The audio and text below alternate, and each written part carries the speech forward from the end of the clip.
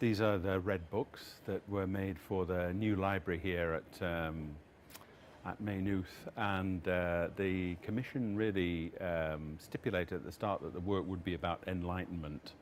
And because it was a library and because it was about enlightenment, my idea was that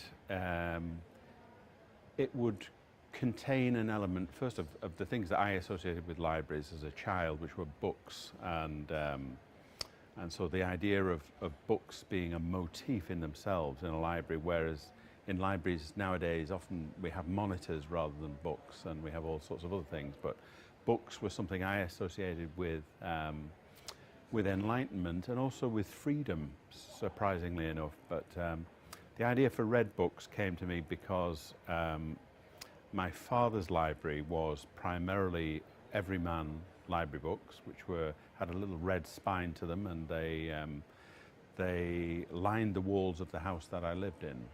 So that was the first idea that I had. I'd made works on books before, and they physically are books. They're made on books, and these books are something I sourced on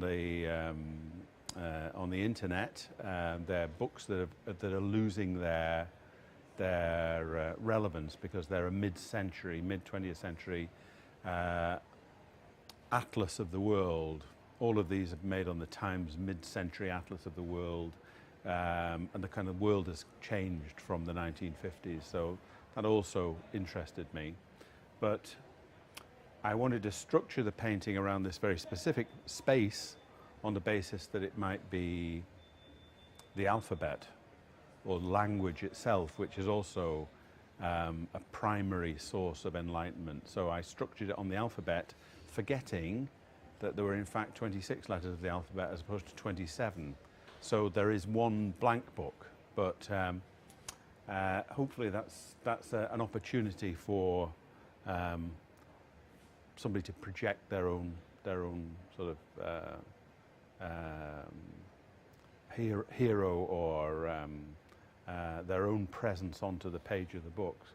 So the idea basically is that the books are structured like an alphabet. So they start with A, and I chose Amelia Earhart for A. There's a lot of women in these books, which I'm delighted to see, and she looks incredibly contemporary in a leather jacket, and she's an adventurer and explorer. She was one of the first people to have a pilot's license, first women to have a pilot's license, and she flew around the world.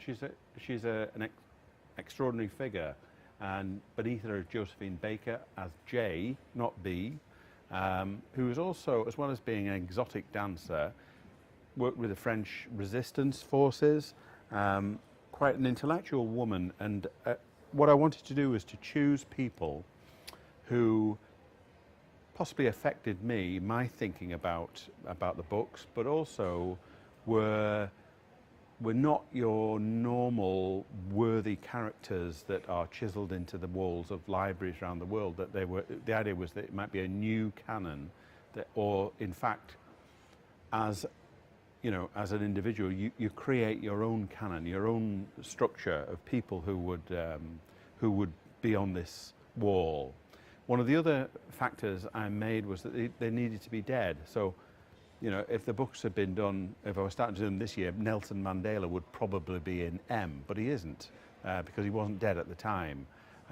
So it's about the last 100 years, and this is the kind of milieu that forms our own identity as people. We identify with people within this recent past who have affected us, and you know, and our heroes, and they're people, they're exemplars, they're people who have influenced us. So that was the idea. But I also wanted the thing itself to be like a kind of fire engine in the space, something that was in the middle of all this tasteful grey, green, brown new building. You'd have a bright red and orange fire engine that was like an engine in the building that would perhaps be a meeting point, but also a talking point and something that would stimulate debate. This is Rosa Parks, with Martin Luther King in the background. Rosa Parks got on a bus, which she wasn't supposed to get on, and changed the course of American history, civil rights history. A lot of revolutionaries or people who did things in here. It's Emilio Zapata, who, as well as being famous for his mustache, was involved in the revolution in Mexico, which was a hugely significant event in the development of that country. And this is the first man in space, Yuri Gagarin. I remember watching Yuri Gagarin on a television as a child. My sister telling me this was a very important event, first man in space, and being absolutely crestfallen. I thought, because I read the comic Dan Dare, I thought we'd been going into space for years. But apparently Yuri Gagarin was the first man in space. So he sticks in my mind, and he's a memory for me of this past that I grew up in, of the Cold War, where we had these kind of grainy pictures of the Soviet Union and the sort of evil empire, I think, as it was described by various people. And of course, we're now hopefully in much more harmonious times with the Soviet Union. So one of the themes of the work is that history is constantly being revised. We're making revisions of history, and we're making our opinion is being changed and moved forward. And if we don't learn from history, we are condemned to repeat our mistakes again and again and again. And that's in its most singular form in the terms of war. And I suppose at the back of my mind was the anniversary of what used to be called the Great War, and now it's called the First World War, that's about to have its 100th anniversary when I was making this. And so the work kind of refers to the legacy of the 1914-18 war, which changed the world. And in art, before the Great War, we didn't have irony. It didn't exist in art, and now we only have irony. I think perhaps irony has possibly run its course. We need to have a post-ironic art, and so this is part of that. But I hope at the end of the day, it's something that makes people feel slightly better and uplifts them and gives them some intellectual stimulus in their day in the library. Well, this delightful looking young lady here is Sylvia Plath, and she is a poet, and she's quite a tragic character in the 20th century, quite an influential poet. The line everybody remembers from Sylvia Plath is "not waving but drowning." Well, she's here, and there's a kind of strong presence of poets and painters and but also scientists. I tried to sort of push the boat out with that, but at this level, close to the books, you can actually see their physical structure, and they are books, and how they were made was by, first of all, acquiring the books, and they're backed with an acid-free MDF, and then they have been built out with acid-free paper that gives them the shape of books. So they're a bit like open Bibles or open large-scale books, which are normally associated with authority. But in this case, there's a kind of slightly anti-authoritarian feel to the books. But they are books, and you can still see that they are books. So you can see on the Sylvia Plath here, there are various sections about various valleys in Asia or whatever, and below this, on the book below it, the one book that doesn't have a figure on it, has this blank space. You can see Australia Southeast. So it actually is physically a book, and I felt that was important, that the book was being recycled.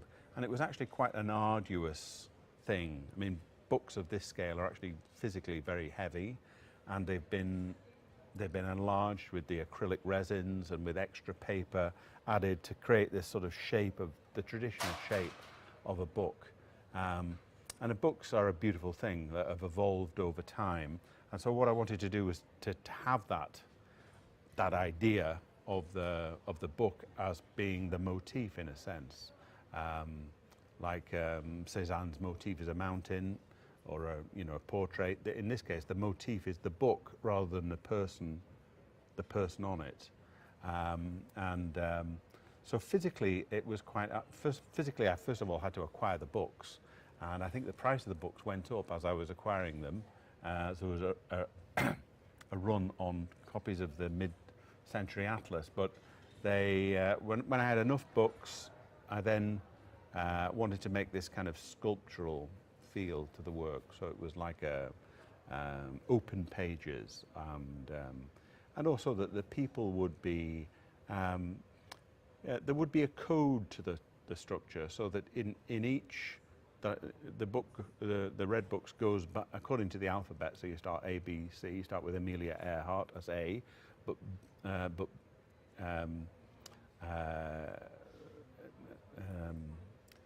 Sylvia Plath, I think, is P, so it's the P in the name. So there's to pick it apart. But knowing who the individuals are really is not the point. The point is that you might create your own group of individuals who are your own touchstones on your journey through life. So, so physically they are books, and they're kind of, I could have called them recycled books, but I call them red books. There's a slight pun there, and about reading books, and often people talk about books that they haven't read, and this are the books that I've read.